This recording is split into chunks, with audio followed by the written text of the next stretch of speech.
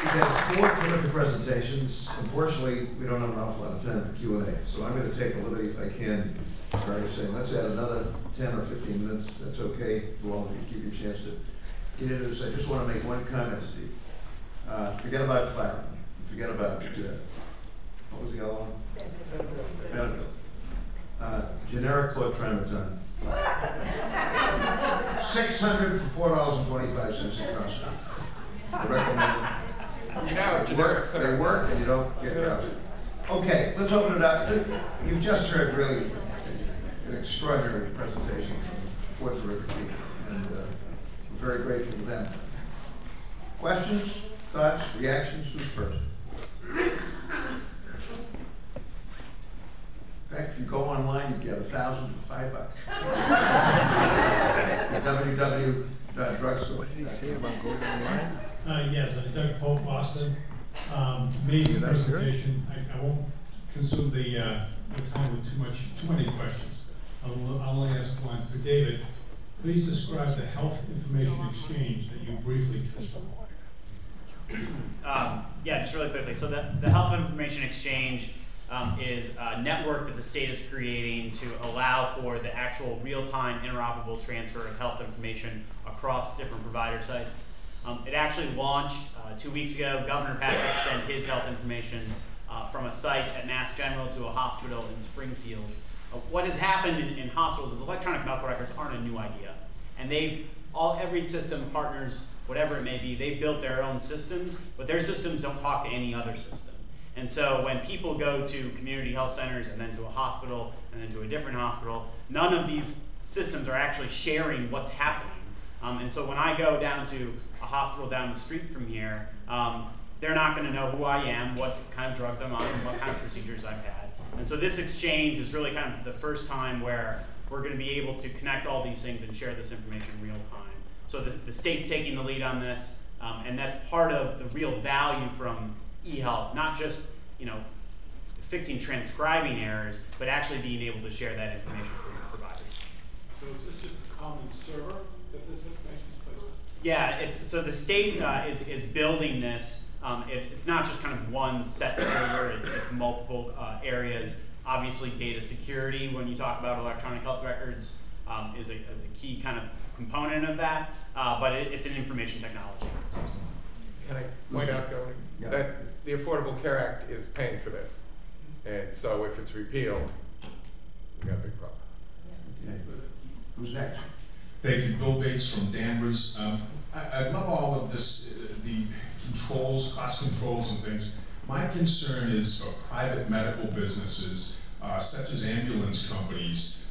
We have one in our hometown that's been around since 1904, and because of state regulation, they haven't been allowed to increase the charges for some of the services that the state price controls, even as gas and diesel has doubled over the last few years. Are you folks worried about that you'll stifle entrepreneurship and research and development?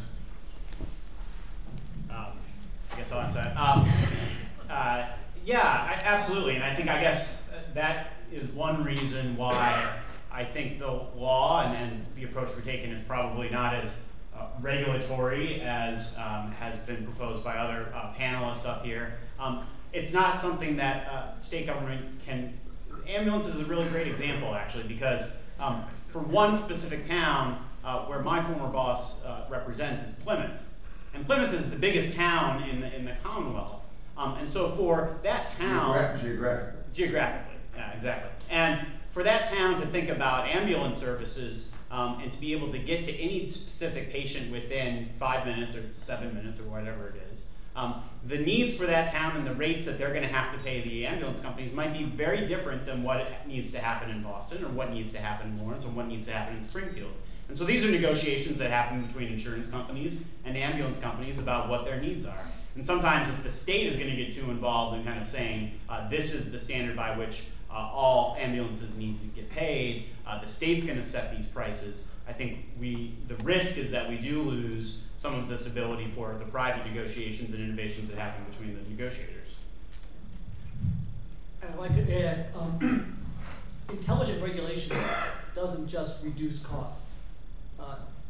it can increase prices for providers that are not being paid enough. One of the biggest concerns today is that there are a number of providers who should be paid a lot more, but because of market power issues, they end up being paid a lot less, and the people who have all the market power just name their own price. So one should not assume that intelligent regulation is going to go across the board. Now, I'm not familiar enough with how those particular rates are set, but I would say that if you're doing this correctly, it's not going to be across the board slashing of everybody's prices.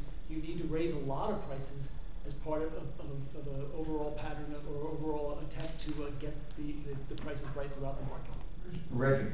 So I think intelligent regulation is wonderful, but hugely improbable. So if everybody were as wonderful and as civic-minded as Steve D'Amato, we'd have no problem. But intelligent regulation becomes political regulation. And the 800-pound gorilla who wanders in and demands rate increases is going to have a lot more clout than the wonderful ambulance service in Plymouth, Massachusetts. So let's get real about this. How much can we really regulate? Medicare for years has said we're going to cut doctors' fees to sustainable growth, blah, blah, blah.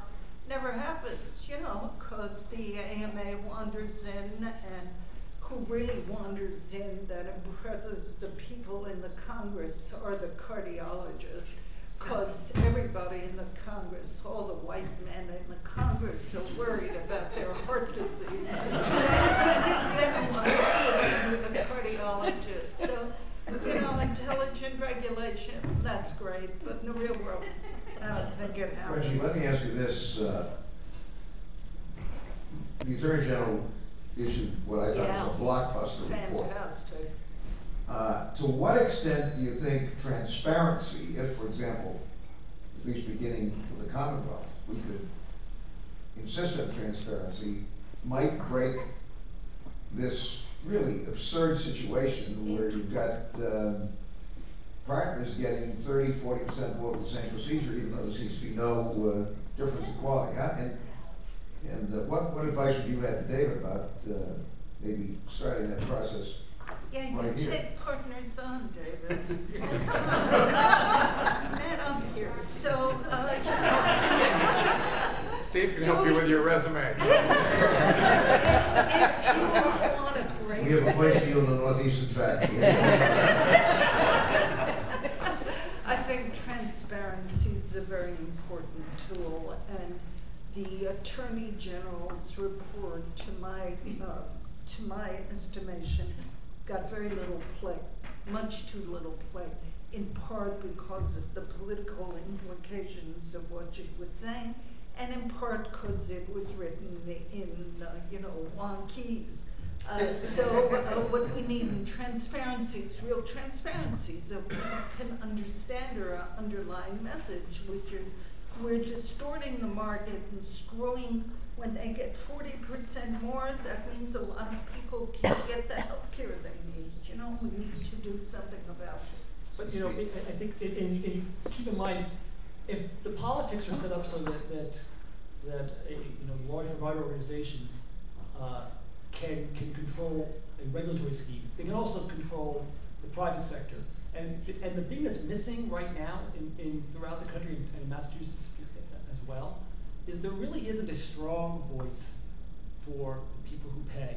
The employer voice is a whisper compared to what I heard in the early 90s on workers' compensation. And until the employers speak up, and consumers as well, but particularly employers, until you get to the point where people are outraged at what's being charged to them, I don't think any mechanism, whether it's regulatory or free market or anything in between, is ever going to change anything, because you need the political protection to do whatever you want to do to make things better, and we don't have that right now. Jim, a comment? And so I'll just point out that the health plans in Massachusetts, the health insurers, other than Blue Cross, which does not belong to the State Association of Health Insurers, supported a stronger version of regulation within the legislation that was passed. Legislation sets a target. It also sets some mechanisms for filing a corrective action plan if the target isn't met, and some mechanisms for periodic reassessment of whether we're meeting the goals. It doesn't set penalties, essentially. Health insurers are part of that voice that Steve's talking about, because they're the only organized player in the system arguing for lower costs. People use premiums as a visible sign. They're a proxy for cost. But in fact, 90% of every premium dollar in Massachusetts, nationally it's more like 75%, but here it's 90%, goes to pay doctors and hospitals. And you've got to be dealing with transparent information and then saying, but you have to do better, and putting some stick behind that. It's my view, and my health insurance colleagues would generally agree with this, that, all right, we're on the road. We're going to end up, and maybe this will work. Maybe this will be enough. Maybe exposing who isn't meeting the goal will matter. But we're facing a huge challenge over the next 2-3 years, as we generally have about 3-year contracts with providers. As those come up for renewal, we're facing a huge challenge saying to them, no, we can't give you 2% or 3% or 4% because you won't meet the goal and we won't either. We'll see whether this is enough or not. It's a step, big step, but a step down the road. One of the great puzzles, however, is why the employer community is so quiet these days. There was a Massachusetts purchasers group that was organized back in the 90s. And Dolores Mitchell, I heard Dolores Mitchell, the head of the state purchase organization that purchases health insurance for state employees and retirees, say last week at a conference we were at together, that she invested 12 years of her life trying to get the other employers in Massachusetts to really put some muscle behind that. There's one private employer, who I won't name, but who is quite active in the policy world on that. She says yes, and I spent 12 years trying to get them to even pay for lunch. They won't put their money where their mouth is yet. I think just to add to it, is that the employer community, they're not dealing with the same kind. When you're having small rate increases, there's the opportunity in the health world to shift some of that to your employees, which you can't do with workers' comp. So if you're getting an 8% increase, you can get that down to 4% by just saying the employee has to pick up a bigger share. 4% for the employer. For the employer, yes. So and the 4% goes to the employee, and so that's a lot easier than getting involved in a huge fight with the healthcare. That's Still an awful lot of money, Steve. We're going to take one last question and wrap it up. Sorry, we'll bring you all back and have a supplemental session at the end of all of this. Yeah. David spoke a little bit about the educational component of the funding in terms of the wellness programs. But how, if that budget is so small, will we balance out what I consider to be a nutritional Titanic that's happening in our society with fast food and bad food and basically cheap bad food? And another element that I think is increasingly detrimental in our workplace, which is the increase of being sedentary in our workplace. And I don't see anything in our society that's countering that to the extent that it needs to be countered to make us a well society. How do we get there if we're not going to fund? I'm a product of the President's Council of Physical Fitness. So my brother and I are children of parents who both smoked. Neither of us smoked because we got that information in elementary school. How are we going to counter this bad food, this sedentary lifestyle that I think is pervasive in the United States and in other developed countries get well? Let me ask Jim, you have a wellness program. When you say it saved you a lot of money, how'd you do it? And why did you do it? And what advice would you give to other employers do the same thing? So we have it internally for our 2,300 employees, but we also offer it as a service, which has to be paid for, to employers who purchase their insurance from us. And we think that the wellness provisions in the new law are very important as the beginning of developing ways to spread this to smaller employers and and individual purchasers. We did it because anytime there is a real test of whether programs are directed to dealing with the sedentary lifestyle or nutrition, anytime there's a real test, there are these small-scale results that show that it works. Even in Massachusetts Medicaid, when smoking cessation began to be paid for by Massachusetts Medicaid, 3 years later, lung disease and stroke had dropped by 25% in Massachusetts Medicaid, in a population that you would think would take much longer to have a result. So we began doing this, saying, well, one thing we need to do is, in essence, walk the walk, but also create a laboratory. So we have walking programs, we have the food in our cafeteria. The healthy food is 25% cheaper than the non-healthy food. We don't impose this, we still sell the non-healthy food. But it's 25% cheaper, and people do. We do Biggest Loser contests. We put an on-site gym that a third of our employees now pay. It's subsidized, but now pay a roughly $30 a month fee to belong to. And we've just put an on-site clinic with health coaching and nurse practitioners and so on site. And that's how we got to 0% premium trend for this company. It's been coming down every year for 4 years. We're now at 0% growth in our healthcare costs, except for the new mandates, which were about 1.5%. So it works.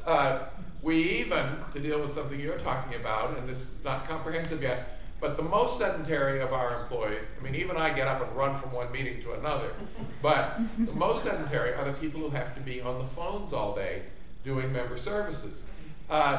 So what we did, we got them headsets that work without a cord, and we put in 12 workstations that are treadmills. And they rotate, you know, it's not just one person, not just 12 people, they rotate on who uses them. They only go about, you know, 1.5 miles an hour or something like that, because we don't want them panting while they're answering questions. But again, they don't just work, people love it. And probably the treadmills generate some electricity, which is not even